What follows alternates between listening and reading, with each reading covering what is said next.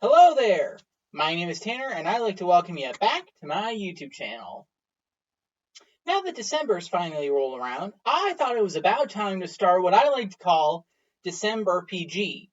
What this means is, as I'm creating a role-playing game, or RPG for short, based on my fantasy world, I would create some of my own characters for that fantasy world. I decided that I would create one character for each day in December, and I would create them using the way I made up for any future players of my fantasy RPG, which is I would roll a d8, or an 8-sided die for those of you who don't know, and whatever number it landed on for that day would be the archetype of the character of that day. Also, before we begin, my plan for this video is I'm going to read the lore of each character first, and then talk about the character themselves and the creative process behind each of them. So, without further ado, here is DecembeRPG Part 1. Erica Felice met Cheshire during a vacation trip to Wonderland, where it was love at first sight.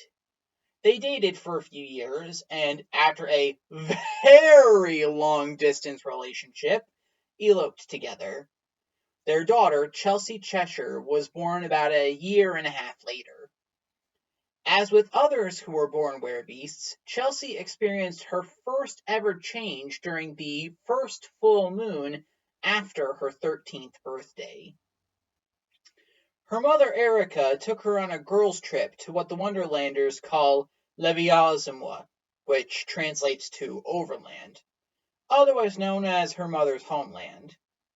When Chelsea saw the full moon for the very first time, she was immediately entranced. However, her first shift under its rays was both the most painful and yet the most exhilarating thing she ever felt.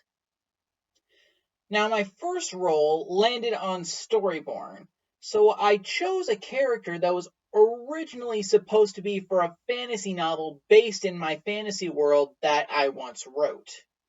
Chelsea is the Storyborn daughter of a werecat and the Cheshire Cat of Wonderland, thereby giving her the ability to switch between forms at will, like most other werebeasts, and the ability to turn others into werecats with a bite or a scratch, as well as the various abilities of a Cheshire Cat, such as levitation, evaporation, and healing, among others.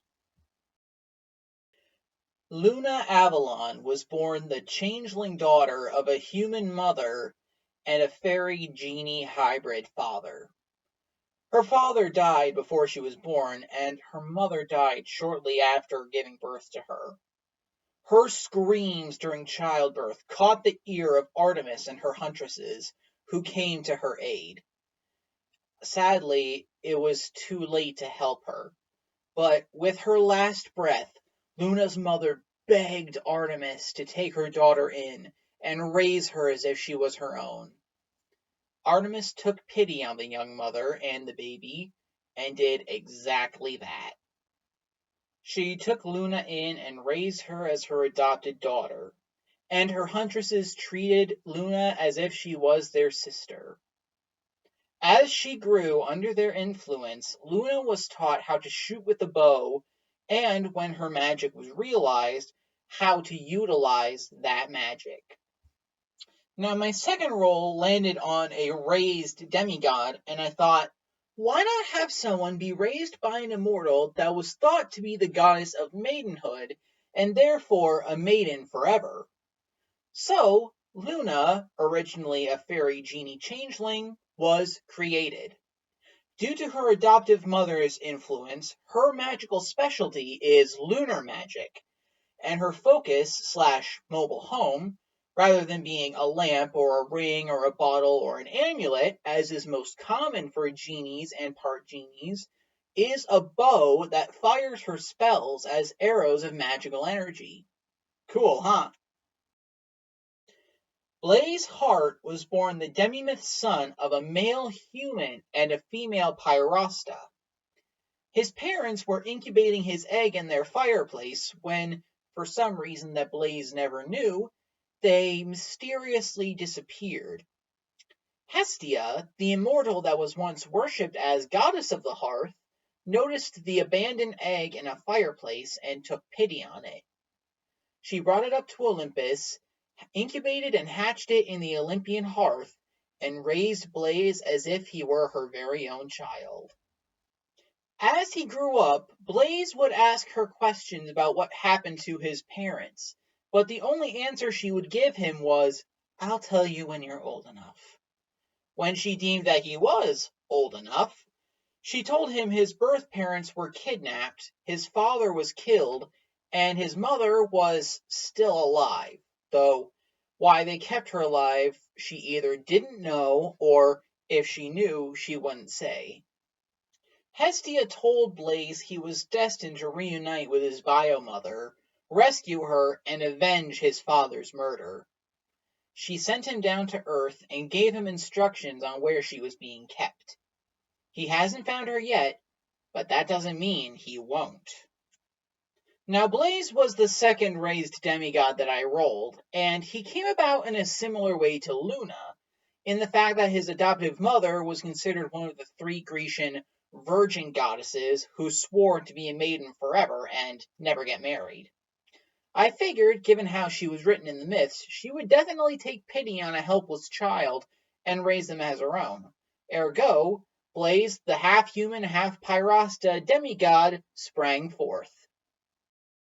Mother Goose met Weatherby when she found an unusually large goose egg. When the egg hatched, the baby gosling grew into a fine gander. However, this gander was just as unusual as the egg he hatched from. For one thing, he grew up to be as large as a horse, and for another, though he couldn't speak, they could communicate and understand each other perfectly fine.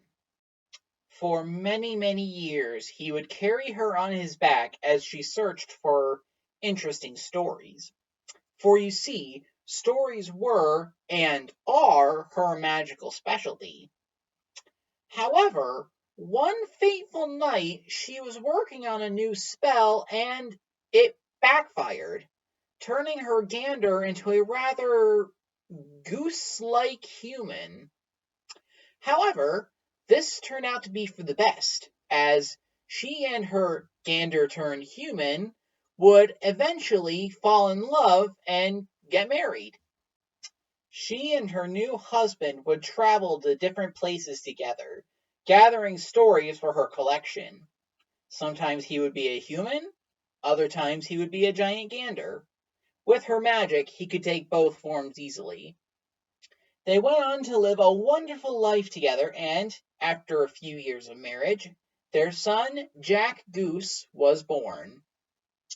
Now, the fourth roll landed on another storyborn, and there's always been an idea in the back of my mind for Mother Goose's son, and for some reason her very fine gander would, in some way or another, become her husband.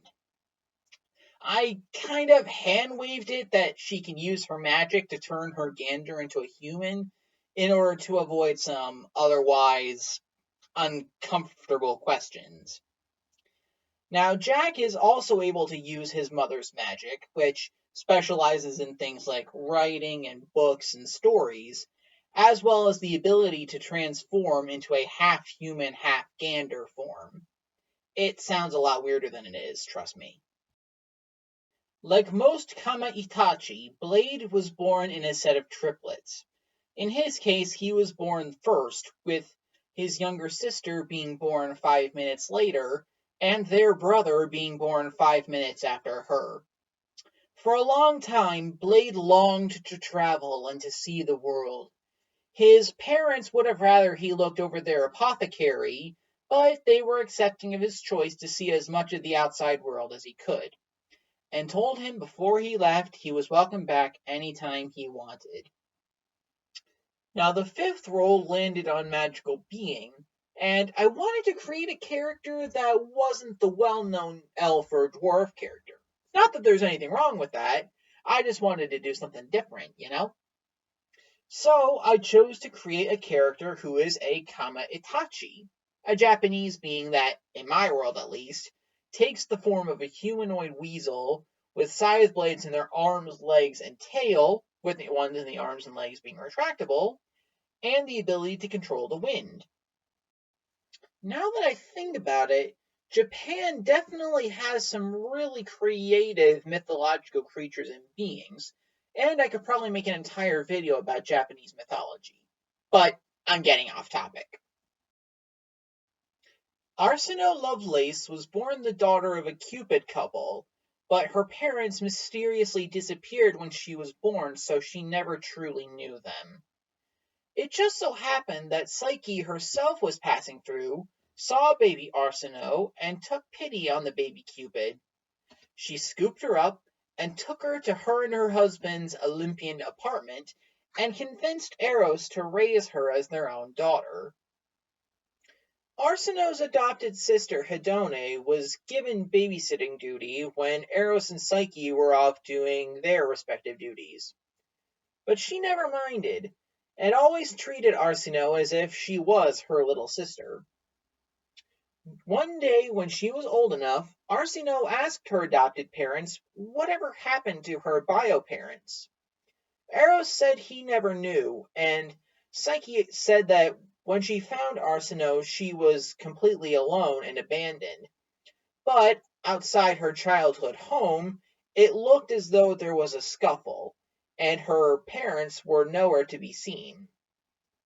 Arsinoe vowed that day that she would find them, even if it took her a lifetime. Now, with the sixth roll, I once again got a raised demigod, and I thought it would be an interesting idea if the most romantic ancient Greek couple, at least in my opinion, was to adopt a young child and raise them as if they were their own. But then I thought, what if they were to adopt a Cupid? Since in my world, Cupids are essentially the fae servants / descendants of Eros. So I think they would be only too happy to take care of one who was abandoned. Thus, Arsinoe was created. And there we have it. That was part 1 of my DecembeRPG series. If you want to read more about these characters, I'll put the links to their respective articles on my website in the description below. If you like this video and you want more, please give this video a like and subscribe down below so you don't miss any new videos. Also, if you have any ideas for any future videos, please leave your thoughts in the comments down below, and it might just happen. Alright, well, that's all the time I have for this video, so I'll see you all next week with DecembeRPG Part 2. See you then!